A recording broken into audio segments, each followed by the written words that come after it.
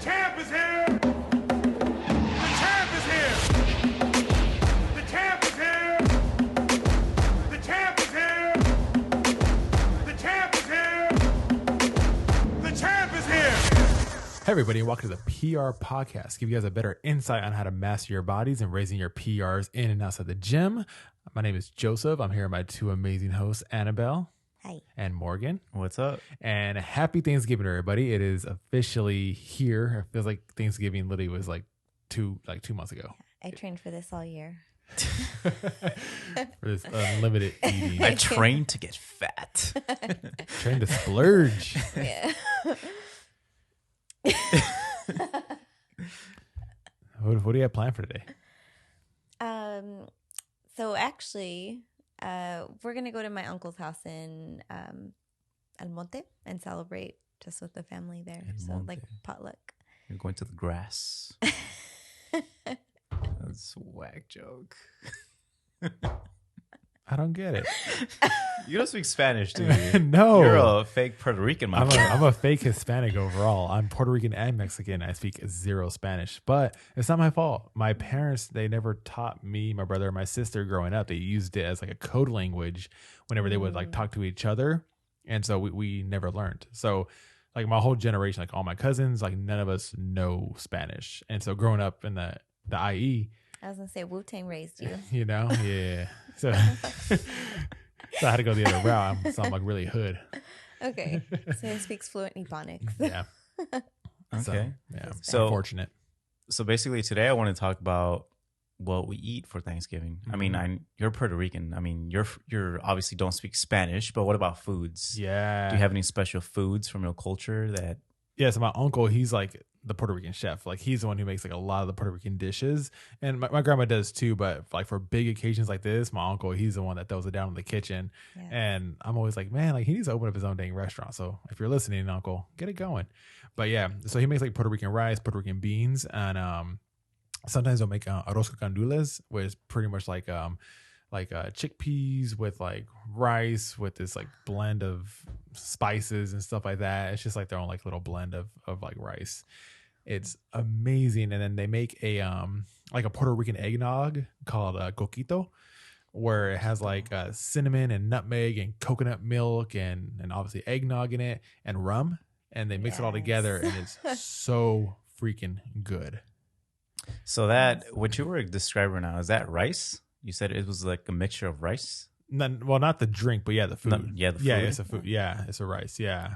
Do they make a lot? Like rice and chickpeas, right? Yeah, rice and chickpeas, and they put the spice or the where they season it is called a sofrito, and so they make it by scratch, and it's like cilantro, and it's like green peppers and Dude, I'm making me like hungry.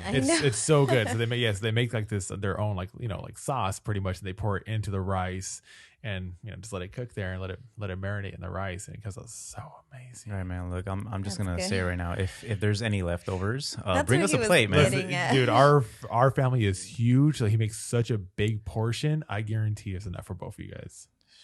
Come on by. You next heard time, it. You're gonna see a plate here. The Puerto Ricans get together, so more the merrier. Can I get a plate? we get loud and we have a good Even time. better. Yeah, Con Nice. coquito. Are you gonna drink a coquito? I will. Yeah, but I have to take lactose pills.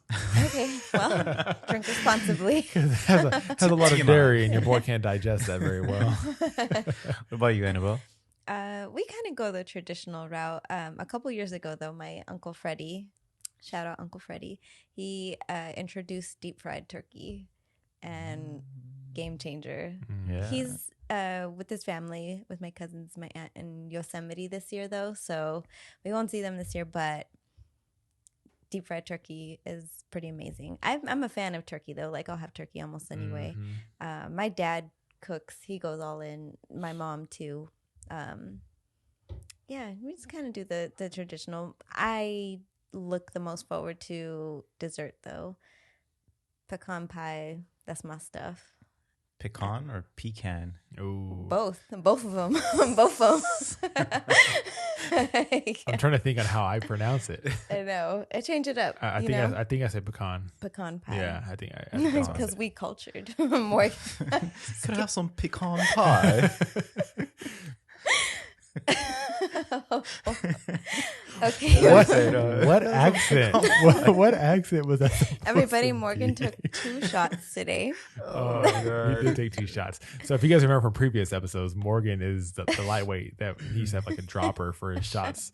So yeah, he did 2 today, and me and Annie only took 1, which is hey, we got that going again, right? Oh yeah, that's right. Officially, we can start taking shots Because again. why? Why is this? Because none of us are on Because the preps. champ is here. The Who champ dat? is here. That's you, Who man. dat? What's that? Ooh, Oh, you can this? hear it. You clank it. Clank, clank, clank. Yeah, So, So you could finally drink a little bit. I could finally drink and in celebration, we took a shot in celebration of. Well, we're gonna get into this later. Yeah, we'll but- get into it later. 'Cause that's a whole another hour by itself.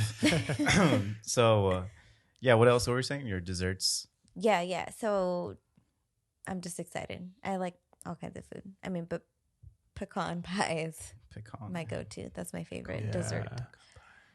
So Nice. good. I like the banana cream pie with vanilla wafers. Oh shoot! I'm a sucker for that. How about you? What's So any kind of cultural dishes for yeah, Thanksgiving? so I'm half Guatemalan and half Salvadorian, but I Ooh. kind of obviously my mom is Salvadorian and she's the one that cooks. So usually at family events, we usually eat more Salvadorian dishes, and that's honestly Thanksgiving is my favorite holiday because of the food. So we have this dish. It's called, well, originally it's pan con pollo. So bread. It's a bread with chicken, but for Thanksgiving we do pan con pavo, right? So it's a French bread or a bolillo for Hispanics, and they stuff it with turkey. But this turkey is not. You know how you usually go to. You try other turkey. It's kind of dry sometimes. Not that great, but this one is so juicy and delicious. It's wet because they put the sauce all over it, like the juices on top of it. yeah. So good. And then they put some type of slaw, like so they put some like greens in there. They put some radishes in there, some other stuff in there, but it's just so good. And then the tamales they make. So I know they're a little bit. So Salvadorian tamales are a little bit different than Mexican tamales. They're both delicious. Only thing Salvadorian tamales they wrap them with banana. What's it called? Banana leaves. Banana leaves. So, they're a little bit more like juicy as The well. masa, Yeah, right? the It's like more the moist. texture's a little bit different because it's moist. It's like more oily, right? Yeah, it's just so good. And it's probably the only time of year I get to eat that because, I mean, it's a lot of work for the It's women, a labor of love. and they don't want to be doing that year round, So it's probably the time I look forward to the most.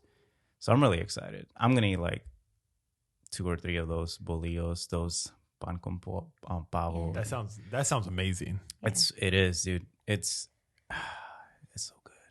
Like I'm getting hungry. Like you Yeah. can hear it in my voice. Well, right now. as you're I'm- talking, I'm like visualizing it, and like my mouth is starting to It's like water. it's so good, man. Like I don't know. Hopefully and I'm there's sure you enough. hook it up, right? Like it's got some weight to it. Like Yeah, you add, yeah. It's a big piece. It's you build. like It's like build your own. yeah. Mm. You build your own as much as you want in there. It's so good. Do you guys make the bread by hand as well, I don't. Nah, they don't make them. They go buy them from like fresh from a bakery? Yeah, from a bakery. Yeah, that's what's up. So good.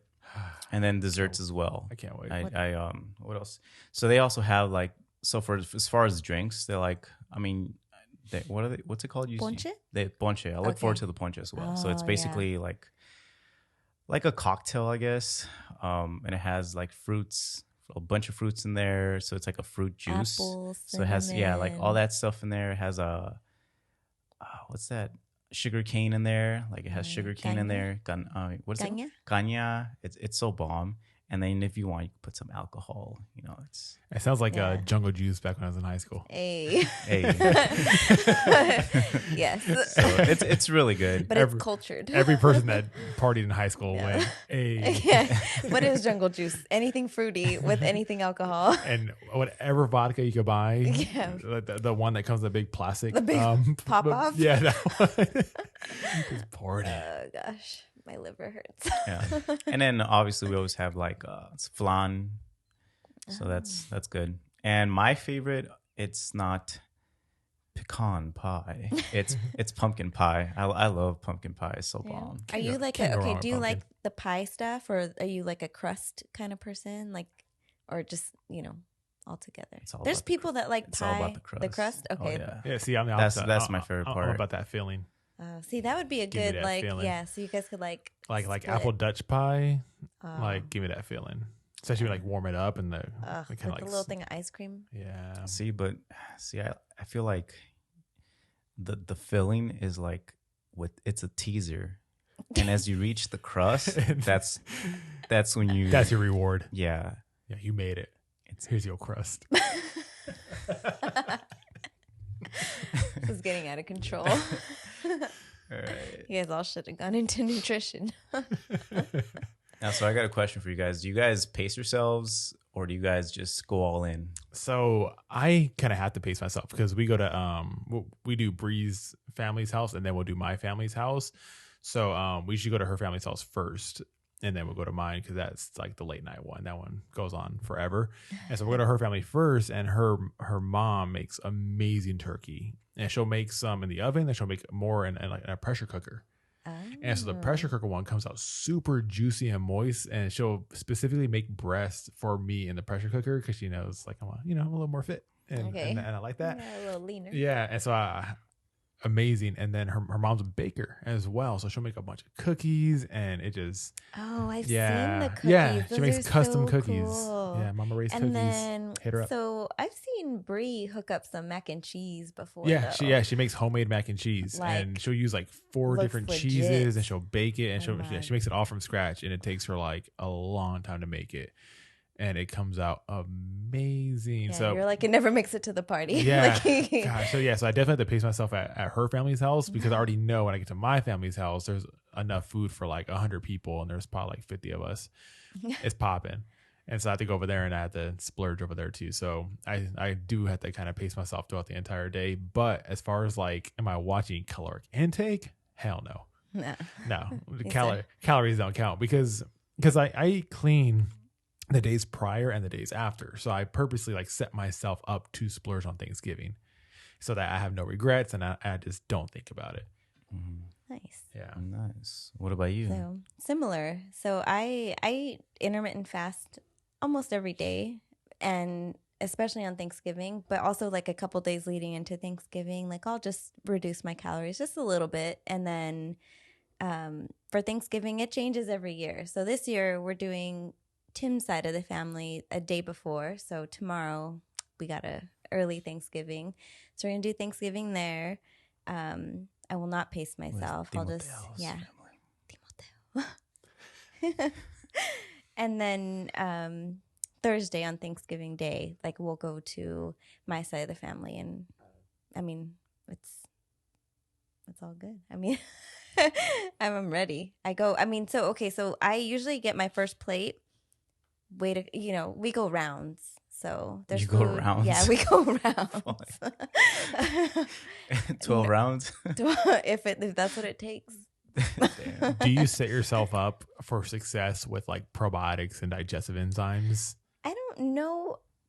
I don't have like digestive issues. I Really? think I'm gonna go that route just because there's gonna be a lot of food I don't normally eat, and I know I'm Yeah, gonna eat that's a lot of probably it. a good idea. So I think I'm gonna try to set myself Yeah. up. So That's part of the journey, though. no, It's like the next morning, you're like, damn, I went No, ham. here's the thing: if I do the probiotics and digestive enzymes, if it breaks down the food faster, that means I can eat more.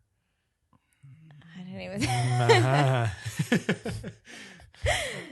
We're gonna look into that. Whatever. So what's your approach, Morgan? So in the past, I would go like all in. Like I would just destroy One plate to and any something. plate. Yeah, next, bring it on, bring it on. It was like a You go round. like it was between me and my brother to see who could eat more kind of thing. But nowadays, honestly, I can't do it. I feel kind of gross. I'm like I don't, because before I would eat to the point where I couldn't breathe. Like I'm like, man, it's uncomfortable. but why did I the do food is that? so good. You're still like, You're like, oh man. And then you drink water and it just blows You everything can't, up. yeah, you can't drink it's anything the because you're worst. so full, but you want to taste that food because it's so Yep. good. Yeah, and you know it doesn't have. It only comes once a year, Yeah. and you want to just like keep savoring that moment. So now but now I don't do that. I'll have like one or two of the breads. I'm telling you guys, I'll try a little bit of dessert because we're usually do it at my aunt's house, and she gets down with the desserts. That's like her specialty. So I can't disappoint her. Obviously, you know, I'm a good nephew. So I have to make sure she feels loved. So I have to try all her food, and as far as but I do kind of plan ahead. So like, for example, the past couple of days I've been eating a little bit less just because I know I'm gonna go like the same as you. Like I don't really care whatever's in front of me, I'll eat it. But I also want that cushion so I don't gain so much. Yeah. And you don't want to go into Thanksgiving feeling like full or feeling like bloaty or anything, Full? you know, What- like what from does the. that- what does Well, that- but not only that, like whenever I you don't like get purposely full. lower calories before Thanksgiving, you crave it more too because now you're at a caloric deficit. Your body is more hungry, and so you just kind of like look more forward to it. Because if you're eating you like could appreciate it. yeah, because if you're eating like savory foods every single day that are high calorie, high fat, you don't appreciate it the same way, in my opinion. That's just Agreed. me. You're right, because right now when we're talking about what you guys are gonna eat, like my mouth is savoring. 100%. I feel Yeah, exactly I the same had way. like eggs for dinner. Like it was very boring. So, if you are somebody who has like fitness or health goals and you're kind of concerned about gaining weight for Thanksgiving or the holiday season, one, just know it's one day. So you can't gain a whole lot of body fat in one day. If you step on the scale the next morning and it's significantly higher, a lot of it's going to be the food you haven't digested and absorbed and passed, or water weight, or a combination of the two. But we'll share a couple of strategies that might help you. This isn't going to benefit you leading up since this is Thanksgiving now, but some strategies that you can use for upcoming events or upcoming holidays like Christmas coming up, or whatever you celebrate. So the first one is just to make sure you manage like your stress levels, because the holiday season gets really stressful. So in order for you to be able to make decisions that are going to be more in tune with your goals and more mindful, you want to make sure that you're managing stress by making sure you're getting enough sleep, making sure you're getting physical activity, like get exercise, and just be mindful. If you're trying to kind of watch what you eat, there's more than likely going to be hopefully some good options wherever you go to eat. So make sure you fill up on the stuff that's going to be most nutrient dense. So protein, lean protein. So take advantage of turkey, steak, ham, whatever your family has, and lots of vegetables. So vegetables are super fibrous, nutrient dense, not a whole lot of calories unless it's drowned in butter and and bacon, which then it's delicious, but you still get a little bit of fiber. As far as desserts, enjoy the desserts if desserts is something that you like. Don't just pick don't just pick at like all the desserts that you're like half interested in. Like, for example, if there's like a bowl of Oreos or a bowl of candy, something that you can have the entire rest of the year, maybe save that and enjoy the stuff that was homemade or the stuff that you know that you like.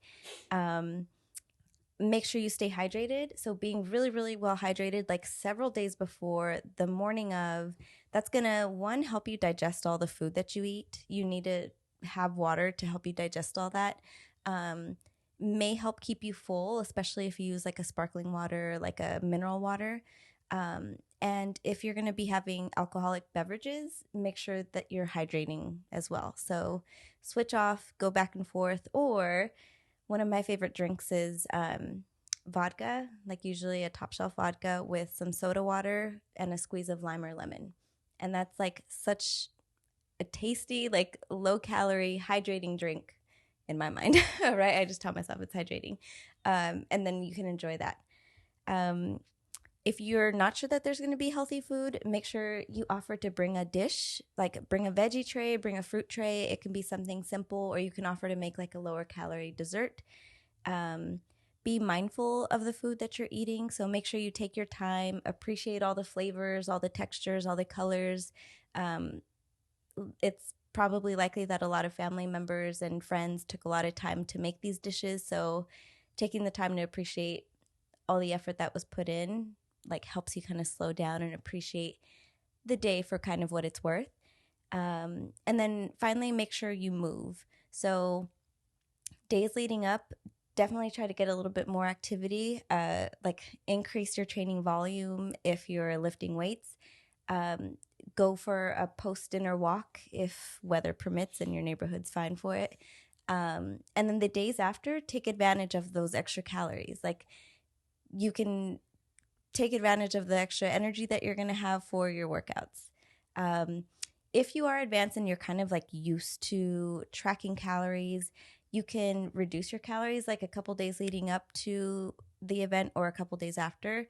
And you can also, like we mentioned, use intermittent fasting if you're used to doing that. Don't try it for the first time on Thanksgiving. You may not have the best experience with it if it's your first time, but yeah. Any other tips or? Love it. That's it. That was Perfect. super thorough. Yeah, that was perfect. Pretty much. It's good. Pretty much hit everyone. Okay. So now the moment we've all been waiting for. So Morgan, Dun, dun, what was the dun, result dun, of the dun, dun, 2019 dun, dun. Natural Olympia men's physique? You know what? I'm gonna say this. So before, actually, you know what? I didn't talk about this off air. So I'm gonna give my opinion of the Olympia of just men's physique. I don't really watch everything else, but Because you were there. yeah, I was there. I was supporting Front row Mr. center. Joseph. Second year in a row. Ortiz. You were there last year Yes. too, and I greatly appreciate it. So, honestly, man, the competition was stacked. I was nervous because obviously last year when I was there, obviously maybe I'm biased because, you're my friend, but I thought last year he won it. I thought it was clear, but it didn't happen. So this year I didn't know what to think. I was like, man, like I saw you. Obviously I see you here when we record the podcast. I see you at the gym. I see your progress. Saw you live.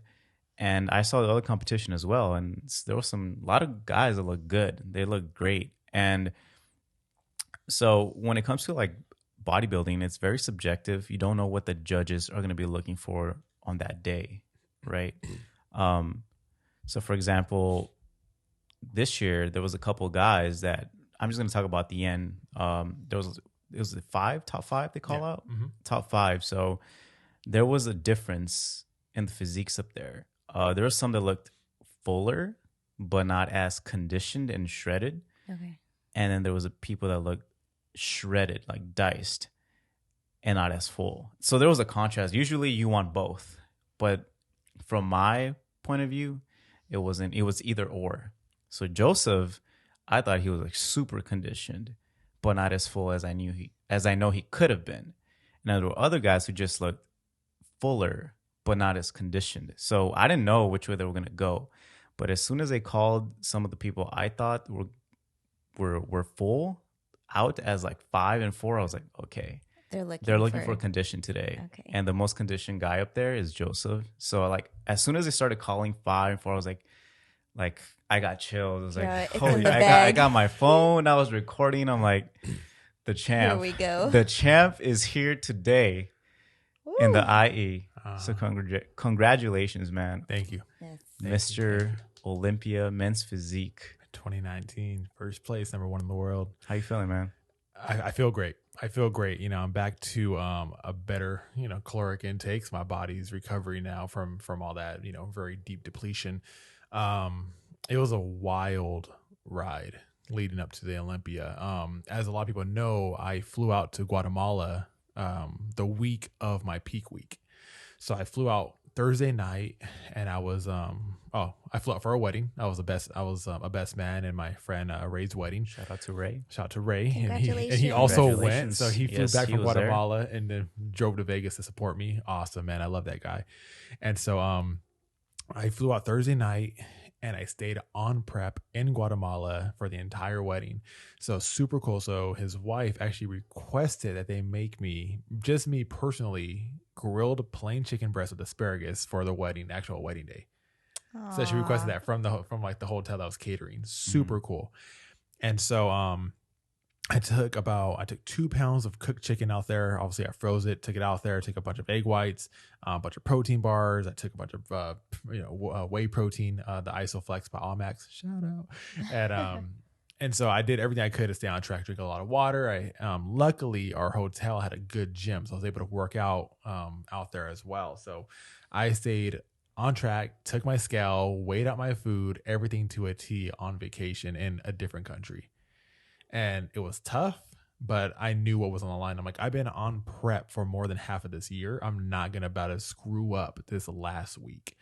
And yeah, made it happen. So I fly back Sunday night, and Monday comes along and I got a stomach bug. I'm guessing it was from like the water out there or something, something made me sick. And so I caught a stomach bug and I couldn't hold anything down at all. And so it was horrible because I was getting dehydrated before I had to purposely dehydrate for the show, start to manipulate water. And so I was trying not to stress about that. In my head, I'm gonna control what I can, and whatever happens, happens. I'm gonna stick to the plan. I'm gonna keep, hitting my macros. I'm gonna keep working out. And so Monday, it was so bad. My stomach was so inflamed and swollen, and I was cramping. It was horrible. My stomach was like out. My gut was just so swollen. So as the week was going on, it slowly started to get better. And by Thursday was like the last day. And so Friday I woke up and I felt 100%. And I was, a day before the show, I was able to hold food down. And at this point, you were already in cutting, Vegas. Yeah, I was already in Vegas. So I drove out to Vegas on Wednesday a little bit early just to get out there and just kind of already be out there and not have to worry about traveling, any closer to the show. So, yes, I drove out there Wednesday and I was like terrified at the same time. But like I said, I was like, I'm going to control what I can and just do my best. Whatever happens, happens. And so competition day comes, I feel amazing. Water depletion. I was super depleted, obviously, from the stomach bug and from water manipulation that I do. And then, start to carb up. But just like Morgan said, I knew conditioning was going to be the goal to winning this Olympia. I knew who my competition was and I know what they bring to the table, and they are so well conditioned. And I'm like, okay, I need to come in and bring a level of conditioning I've never brought before to this Olympia stage. And that's exactly what I did. And it was brutal. It was tough. I did things I've never done before. As far as like, how deep of a caloric deficit I was in, on how much cardio I was doing, but paid off, man. It paid off. You have to do what you have to do, and man, it's surreal. It's surreal to think about this and just to know that you're the best in the world. Like, just saying that sentence sounds cocky. Like but it's facts. But it's facts, at the same exact time. And it's like, man, if I was to tell my younger self, like, hey, you're gonna be the best in the world one day, my younger self, like, shut up. Like, yeah, no way. It's not gonna happen. And to pull off the physique I did and to do it naturally, it's just it's unbelievable. It's tough, but it's so humbling at the same exact time. And it's amazing to know how far you can push the human body and make it do the things that it does. And so just like Morgan was saying, the competitors this Olympia was top notch. It was the best physiques I've ever seen on one stage. 24 athletes from around the world, over 60 countries combined, which is incredible. Mm-hmm. And you have all these guys, and everybody speaks different languages, and there's like this language barrier, but everybody at the end of the day speaks bodybuilding. There's like a mutual language, universal language when it comes to bodybuilding, which is insane. You guys have all gone through the trenches. And it's like, no matter where you're from, we all kind of follow the same process from country to country. Our lead up, our peak weeks are very, very similar. And so it's just kind of like, hey, who has the better game plan? You have to treat it like a sport, and, you kind of look at the playbook. It's like, all right, who has the better playbook at the end of the day? And so, they're calling out the top 5. I had no idea where I was placing. Like Morgan said, last year, man, in my head, I won it last year. I thought I had it, and then pulling out second place was still amazing. Grateful for second place win. But this year I had no idea. I'm like, man, these guys look amazing. I have no idea where I stand here. So I was going to go out and just give my best, and whatever happens, happens. And so they call it the top 5, and they call me second to last. So I had no idea they're even going to call my name. And so they ended up calling it the top 5. And so 5th place was Colin Congo. He's the gentleman that took it last year. 4th place was Mike Safai, 40-year-old competitor, incredible physique. He's like a black belt in jiu-jitsu as well. And super humble and nice guy, man. You look great. Yeah, he looked phenomenal. He won the Masters division. So he still walked away with a gold medal, just in a different category. 3rd place was Josh Sinclair from Australia. Younger, 27, I believe he is. Really nice kid, great physique. And so 2nd place was William Long, and he listens to the podcast. I respect the guy. He's the only guy to ever win more than one Olympia for men's physique. So Local. Yeah, local. Yeah. So definitely, a legend of the sport. They call him the OG for a reason. He's the first men's physique Olympia champion when they introduced it to the INBA, PNBA. And so knowing I was going up against him like that, lit a fire underneath my ass. 'Cause I know what he's capable of, and I know how he can look. And so they started naming off these guys, and it was just me and him, for 1st and 2nd place. And yeah, like I had no idea what was going to happen. And so like 2nd place, number 300, William Long. And like my emotions, I don't know where to go. Like, I didn't know what just happened. Like I'm not sure if I worded it or if I just whispered it in my head. I just go, I'm the best in the world. I said it, I'm not sure if I said it to myself or out loud.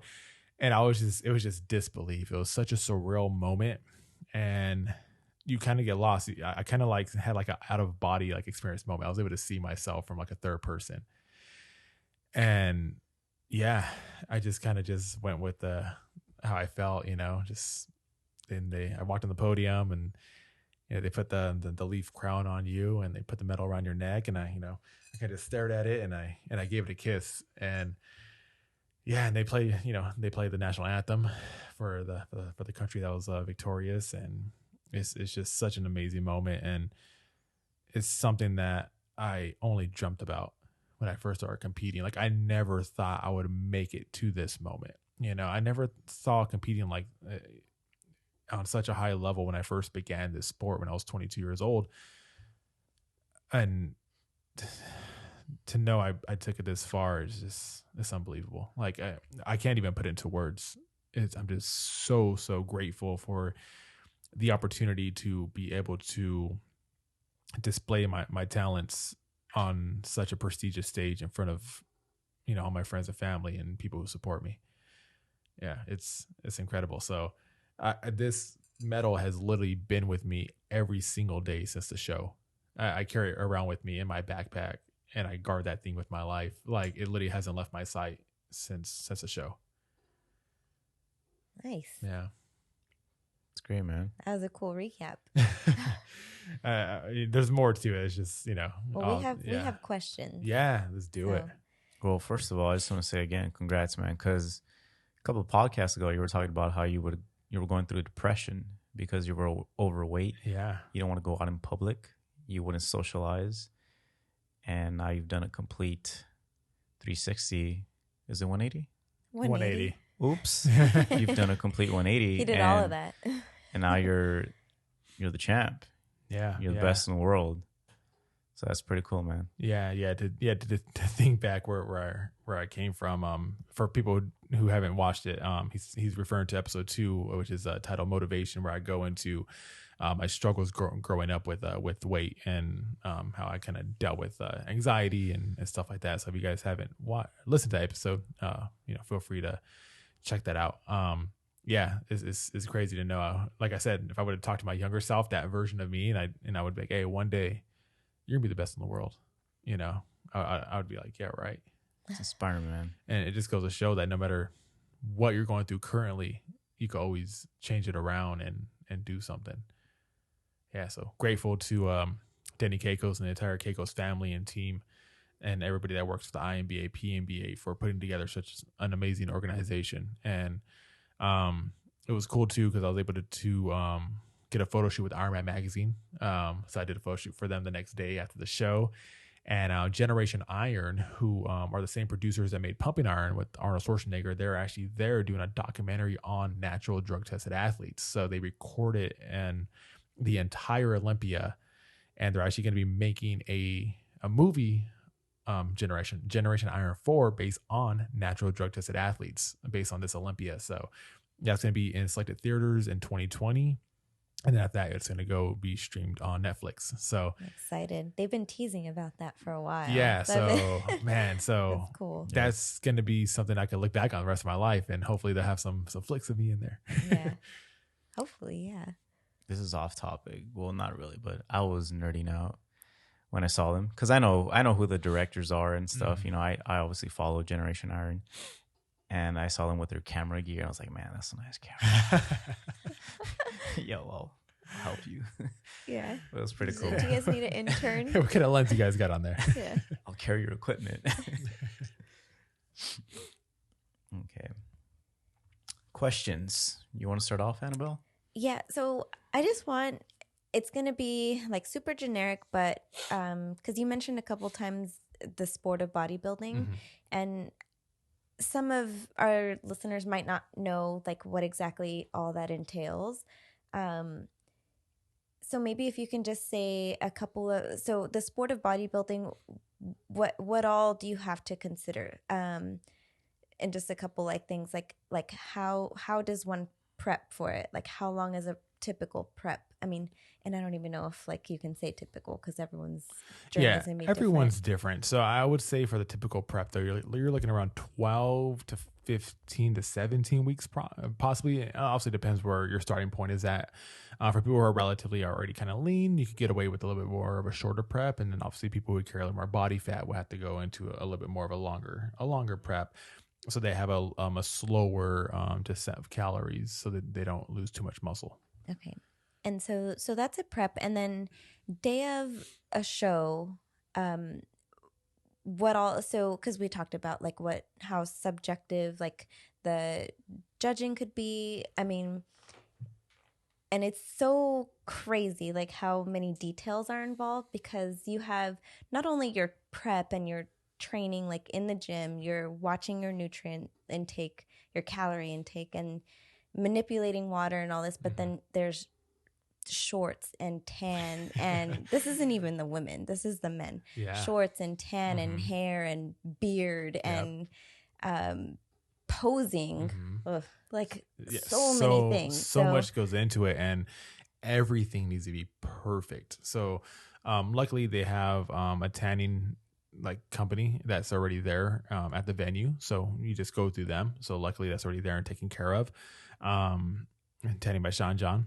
But the shorts have to contrast good with the tan, and your posing will make or break you because you can have the best physique ever in the world, but if you don't know how to display it properly on stage, then it's pointless. And I see it countless times, even with pros, where they have phenomenal physiques. They look better than I do, but they don't display it as well as I can on the stage, and they end up getting a lower placing because of that. So, you know, if you're a professional or even an amateur, make sure you take that time, hire a posing coach if you need to, and get your posing down. Like you said too, like hair needs to be on point, my beard needs to be on point, and like everything just needs to be just dialed, like nail on the head. Dialed. So, and I just wanted to overview that because I mean, that's just like we're laying the foundation. So now we can get into like our questions about your specific experience. But we're talking about like the sport of natural bodybuilding. Yeah, and I do men's physique. So there's 3 different men's categories. You have men's physique, 3 main categories because there's other like subcategories. Men's physique, classic physique, and then bodybuilding. And so men's physique are the board shorts, classic physique are the short shorts that still show off the legs, and then bodybuilding are like the more speedos. And the posing is different for all 3 categories, the way you display yourself. And so basically my category is more based off aesthetics. It's more based off more of a leaner, shredded look, and it's more kind of like a beach body but leaner than that.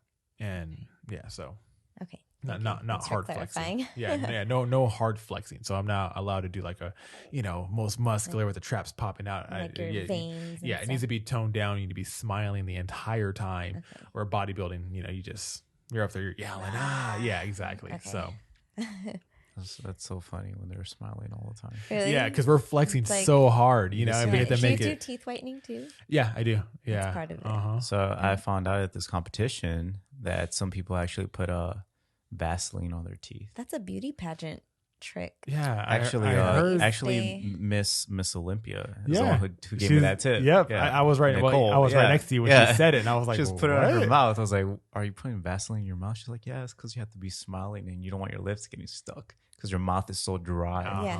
I was like, "Huh, interesting." Yeah, These- I might have to pick that up. Yeah, I was so dehydrated because of that stomach bug plus my water depletion that I do already, like stacked on top of each other. Man, I never had such bad dry mouth. Like not even cotton mouth. Like it was just completely dry. Like my tongue was going numb because I had no saliva. Weird. Yikes. Yeah, that bad. So how long did you prep for? So I did 2 shows. So my first show that I did was a Team USA show. That was a 17-week prep, and then the Olympia was 6 weeks after. Okay. So do the math on that. Help me out. 22, 22. No, it doesn't sound like. 17, 23? I think it's 23. Somebody's yelling it out right 23. now. Listening to this podcast, like it's 23. Jordan. 23 week prep. Yeah, so I did the 17-week prep. I won that show. I won the Team USA show, and then I took a week off. So it's actually 5 weeks additional total. So Okay. yeah, so a long time. Okay. So for your prep, what was the biggest challenge? Mental. Yeah, the mental challenge is always harder than the physical. Just knowing you have to stay on prep and you have a limited amount of cheat days. Even your cheat days aren't even cheat days. It's just high calorie days. So you still have to eat clean. It's just larger volume. And so it's just such a long time, knowing like, oh, damn, 17 weeks out. Man, I'm still 10 weeks out. Man, I'm still 8 weeks out left. And you're doing cardio and you're working out. Your meals are on, just on point. And it gets, kind of repetitive with everything. And it kind of gets to the point where you're just kind of like you kind of just start to like zone out, get dazed from doing the same thing over and over and over again. But it's nice because there's always a light at the end of the tunnel. And so for me, I always kind of focus on that. And Bree's a great supporter, and she's always the one telling me like, "You're almost there. You're almost there. You're almost there." And it definitely helps out. Yeah. So if you're not mentally ready to do a show, then don't even attempt it because you're gonna end up dropping out halfway. Am I still going? Yeah, go ahead. Go Okay. ahead. So I got to watch from home. Like, thankfully, it was live streamed, so I got to watch. Was celebrating my dad's birthday, so we're here.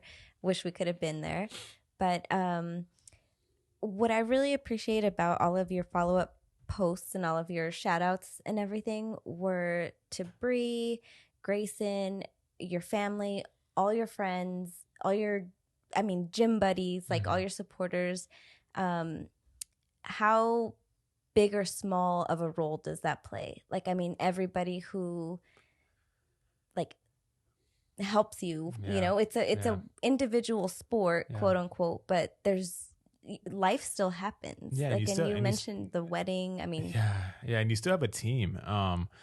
For any individual sport, you always have a team. Whether it's boxing, that's an individual sport. You still have a team behind you, and you need to have a tight knit team. You need to have a team that supports you. That's not full of yes men either. You need to have a team that's being real with you because this is a very subjective sport, and you get judged on a lot of different factors. And so you need to make sure your team knows what to look for, and they know what to tell you. Like, hey, you got to fix this shit. Like, this is messed up. Go fix it. This is a weak area. Start training this area, part of your body more. Hey, you're posing right here. Looks kind of weird. Let's change it up. And that's the only way you can improve. And so luckily I had my client Anthony. He competed, and even after he was done with his show, he worked out with me almost every single night. And he gets off of work early, and he still would meet me at the gym late at night and sacrifice his sleep to work out with me so that I could have better workouts. Full-time college student too, right? full-time college student, and he has a full-time job. And so he would sacrifice his own sleep to work out with me every single night and do cardio with me. And he wasn't on prep no more, you know? And so shout out to him for, being with me every single day of that prep, because even when I was going through hell with that stomach bug, he was there like, hey man, we got to finish. And yeah. And he would be with me every single posing session too. And he would be the guy who would be the outside eyes looking in, see things that I couldn't see, and to help me like fix my posing. So, a tight knit team is very crucial when it comes to especially like a high level show like the one I had. And so obviously I have my prep coach as well, Daniel Ziegler. Same thing, outside eyes looking in. He's a veteran of the sport. He's won the Olympia himself, and he's been competing for a long time. And so I'm constantly sending him pictures and videos, and same thing. He's like, all right, let's change up your macros a little bit, or same thing. Let's fix this on posing. And then, of course, Bree, she's my number one supporter. She's definitely more of a yes, yes girl, because she sees me and you look amazing. Yeah. But you need that too. Yes, yeah. I was about to say that. Like, you need that too sometimes. You need that one person that's always gonna be supportive and positive. And so she's definitely and gas you up. Yes, honey. And so you definitely need that as well. It's all about balance. Yeah. And, there's people I see at the gym all the time that are, always supporting me and, hey man, you look great. Keep it up, keep going. Even though people are like, oh, I know you hear us all the time. I get that, I hear you all the time, but you look great. But you know what? Every time I hear it, it helps, and I hear, I do hear it a lot, but every single time I hear it, it's always refreshing to hear, so shout out to all the people who, help me out along the entire way. And that's why I give so much, thanks to the people who've helped me out, because, I've been doing this for 15 years. I'm almost 13 years old, and, I wouldn't be where I was at today if it wasn't for that type of like positive reinforcement throughout the entire journey. Yeah. Go ahead. You got to ask. No, go ahead. Ask your questions. Okay. I know they're kind of out of order, so let me try to find. Okay. So when you were on stage, did you know that you were going to win? Like at any point, did you have not this one? Okay. No, not at all. I mean, you kind of touched on it. Yeah, I kind of touched on that a little bit. Yeah, no idea. These competitors this year, they brought it, man. They looked amazing. There's a reason why this is the Olympia and why this is the pinnacle of natural sports. And this year really, really proved it, which makes it that much sweeter though, because I had no idea. I didn't think if I didn't make top 5, I wouldn't be surprised. Like, that's how good these competitors looked. Like, easily there's about 8 people that probably could have won this Olympia, and that's how damn close it was. So I had no idea. So to be able to be victorious over a stacked competition like this one it just makes it that much sweeter. Yeah. And but at the same time, it's like I worked damn hard for this, and I'm happy that I won. I know I deserved and earned it. Nice. So what, in your words or in your terms, like, would success mean to you? Like, for the show, for your entire prep, your 2 shows? Yeah. So, success for like competing overall. Yeah. Yeah. So I think I spoke on this, or I know I've talked to people about this, where people are asking me like, oh, like, what's the ultimate goal? And I go, my ultimate goal is to have my name engraved in stone. Like, I want my name out there for history to be somewhere where it would always be seen. And so when people were telling me last year, like, oh, you won 2nd place in the world, that's amazing. I go, yeah, but nobody ever, 10 years from now, no one's gonna be like, oh, I wonder who took 2nd place in 2018. Like, no one's gonna do that. Nobody cares about 2nd place. And for me, I want my name to be somewhere. Like, yeah, the money and the medal, this stuff is cool, but I wanted my name to be somewhere engraved for the rest of time as one of the greats in the sport. And so by winning this show, my name's there now. But there's still more that needs to be done. There's still more that I could do. So for men's physique in the Olympia, there's never been a back-to-back champion 2 consecutive years in a row. And so why not chase that now? So if I do that, then that'll be history made, and, put my name out there even more. And, I did an interview with Ironman magazine, and I told them straight up, I go, they have banners of all the champions. I go, I want a banner. And this is before I won. I told him that. I go, I'm going to be on one of these banners one day. And next day I end up winning the Olympia. Nice. Yeah. So that kind of goes into one of my other questions. What's next? Yeah. So So, that's so off season now, everything's still being tracked. Slowly into my reverse diet, which I think could be a whole nother episode on how to Yeah. reverse diet as a competitor. So I'm starting my reverse dieting, so slowly bringing my calories back up. And so now it's growing season, even though I came in better condition, I still outsize a lot of people. I'm a big guy, off season, I walk around 225. On stage, I'm around like 190 and I'm 6'3". So I definitely outsize a lot of guys. So I know the competition, I won. And so I know they're going to bring a lot more size next year, a lot more muscularity. So I need to make sure that I keep up with them. So, keep up with this off season and keep tracking and just keep working hard. And then, next year come in even better condition with more muscle and keep this because, I'm going to say it right now. If you think you're going to be able to take this away from me, you're a damn fool. It's not going to happen. Like I'm going to win 2 years consecutive and that's all there is to it. So if you're listening to this, you're a competitor, you might just want to save your money next year and just watch. Oof. Damn. Yeah. Okay. I mean, that's like a mic drop moment, but we That's still a got mic more drop. But questions. I got so. more questions for you. So I have some questions for you, Mr. for it. Joseph These Ortiz. are good ones.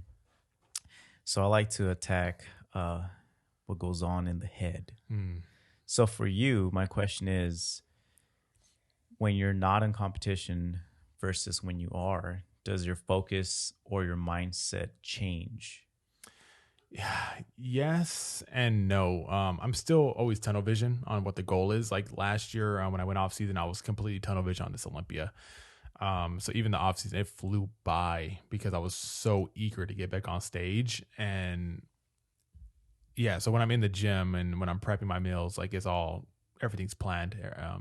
There's nothing that goes unplanned. And obviously I have more freedom though. I plan out, the cheat days and I'm able to eat, more savory and, juicy food, stuff that I wouldn't eat typically on prep. So, and drink alcohol. Yes, sir. Get some whiskey in me. So I definitely, I'm a lot more looser with the way my cheat meals go. And that makes Bree very happy because we got pizza and burgers and ice cream now. Yeah. But the goal itself stays the same, and everything's planned. Like I'm never going to just be like, oh man, I want ice cream today and just go eat it and have it unplanned. Like this Sunday, we're going to go have lunch. We're going to have some burgers and we're going to have some dessert after, but it's all planned. And I'm planning for this Sunday to go do that. So, so a little more freedom, but at the same time, everything still, is on an agenda for a goal at the end. I just want to highlight, I mean, this was a question about his mindset and the entire, so you're mindful the entire time. Like you said, everything's even if you're going to go enjoy burgers and ice cream, it's all with a purpose and you're enjoying it because you're enjoying it. You're not just, Yeah, it's planned. So, so when I'm eating on Sunday, there's no regrets. Yeah. You got an outfit planned out. We gonna go here. Nah, workout clothes all the time. Okay, well, it's stretchy.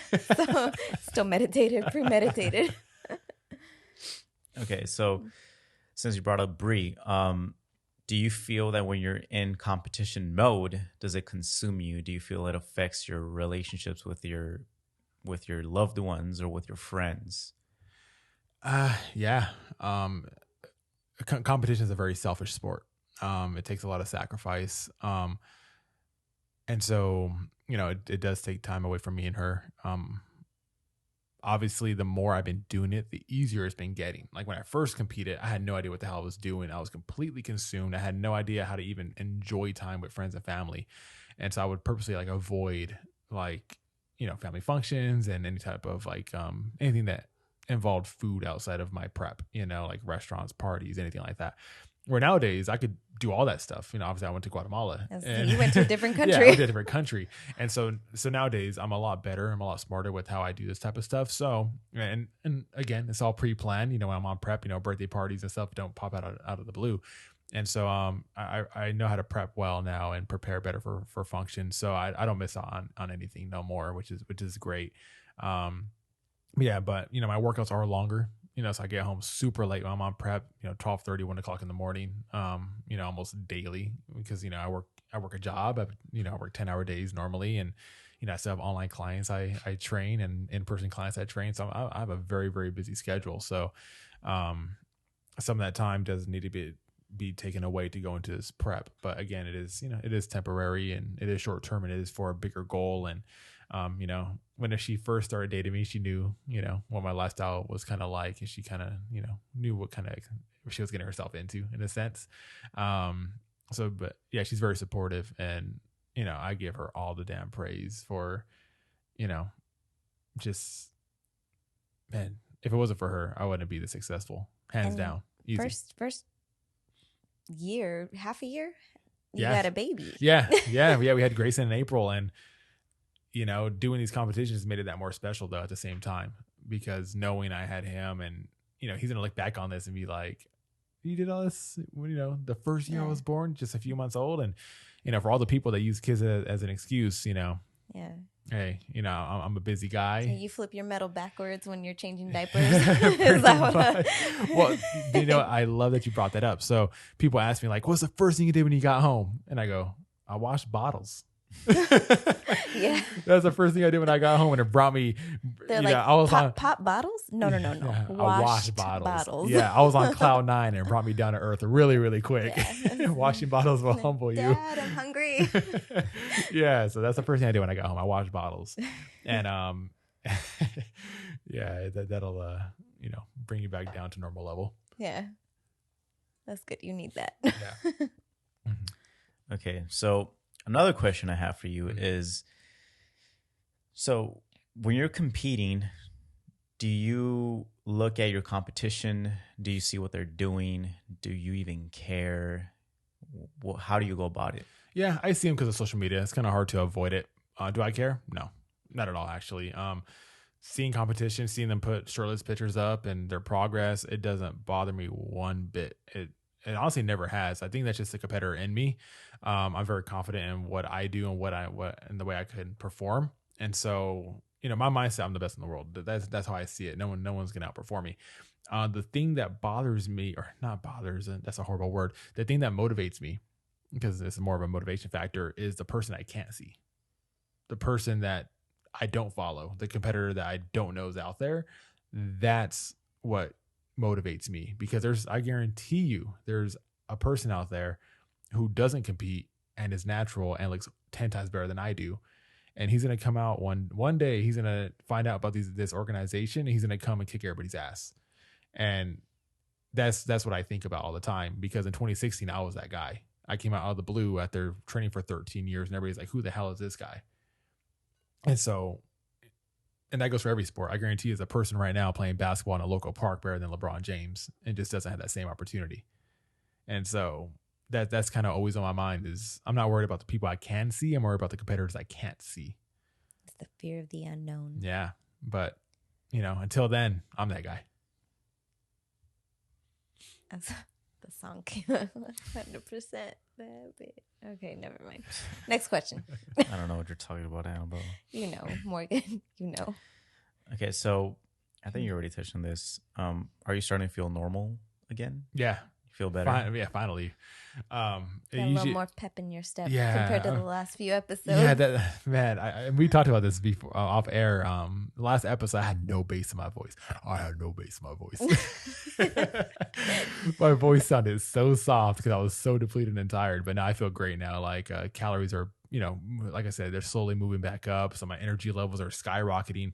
I'm back in the gym. My strength is going up. And it feels so good, because I'm like, dang, I forgot what this feels like to to lift, some good numbers, and for it to feel a lot lighter. The weight I was struggling with on prep is like just moving like butter, like butter on bread.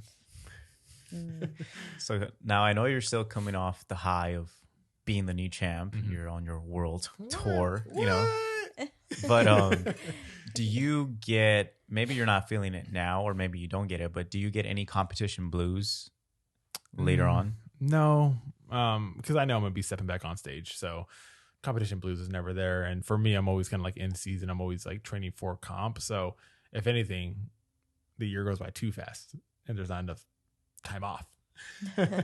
Yeah. So yeah, competition blues don't really happen. It's just hard. Sometimes it's hard to get out of habit.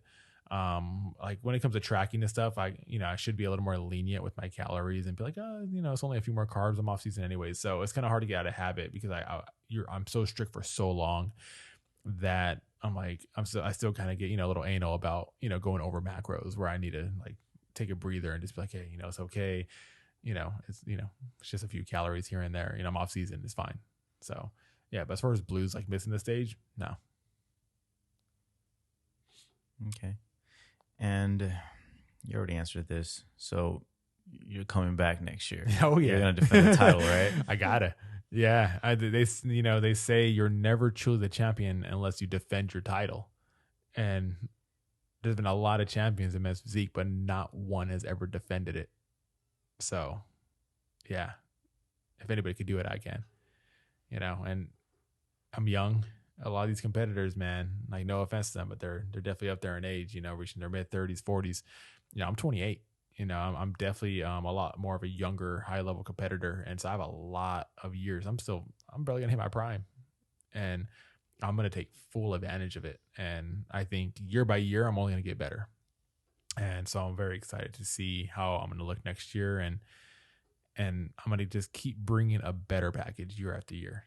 And the record right now for consecutive champion is 3, and that's with Miss Olympia, Nicole. She won 3 consecutive years in a row, and I'm like, damn. Like one thing I love, This, you know what I'm going to say right now. one thing I love is that she went after she won her 3rd Olympia. She went backstage. She goes, "I'm a legend. I'm a legend." And we all she said it right in front of all the fitness competitors, and we all looked at each other. We go, she is. She's the only person. Adorable. She's the only person to win 3 consecutive wins in a row, 3 Olympias. It was like she's a fucking legend. That's amazing. I don't care what the hell your gender is or what category you do. Like if you win 3 Olympias in a row, that is damn impressive, and that is a goal for sure. Yeah, she killed it. She's incredible. Yeah, to think that. Right on.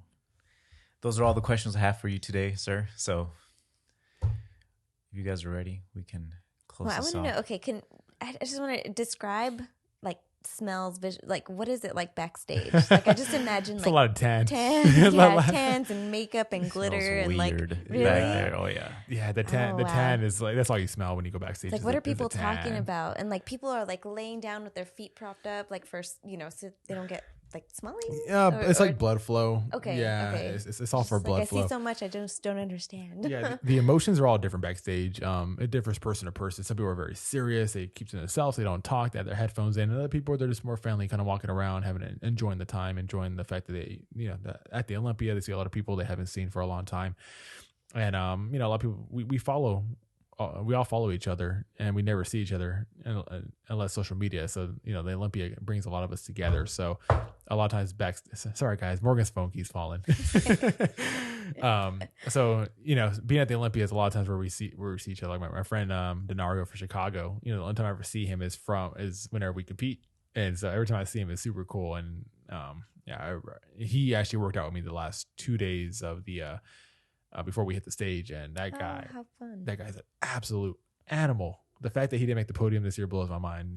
I think he's going to make it next year, though. He's a phenomenal athlete. But one thing I want to give a few shout outs to, people who supported me, some of the sponsors too that had my back. My main sponsor was Six Pack Meal Preps for this entire Olympia. They paid for like pretty much the entrance fee, which is a nice chunk of change. So shout out to them for providing, the entry fee, and also providing and helping out with my meals. They're an awesome meal prep company, IE based. So if you guys are interested in getting your meals delivered, make sure to hit them up. Six pack meal preps, and you guys can use the code Fluential10 for a discount. Shout out to Wholesale Nutrition Center, my supplement shop, where I also manage, and Team Allmax Nutrition, who I'm a sponsored athlete with. Threshold Gym, they provided my Team USA uniform and tan. And the recovery lab, they take care of all my recovery needs. They stretch me out. They hit me up with all the different type of recovery methods to make sure my body's always prime, and healthy. So shout out to them for always taking care of me. I've been with them for years, since my first INBA competition in 2016. And Ernie, he's the man. He's the only dude. He's the only guy I go to for all my competition. He's super knowledgeable. He's great at finding problem areas and fixing me up. Yeah, and shout out to Bree, my fiance, supportive, great, man, so positive. My son Grayson, my main motivation this year, my why, and all my friends and family that supported me throughout this entire journey and experience. And I know you guys are still going to have my back for this next one, and I'll make you guys proud again. Nice. Yeah, thank you all. Mic drop. Mic drop. Thank you guys for tuning in. I hope you guys have a wonderful Thanksgiving. Yeah, and next episode we are doing a Q&A. So we put a post up on the PR Instagram, and we asked you guys to send in questions. And so we're actually going to be going through some of those for this next episode, and it's going to be a good one. So hope you guys enjoy, and thank you guys as always for tuning in, and we'll see you guys next time. The champ is Peace. here. Bye.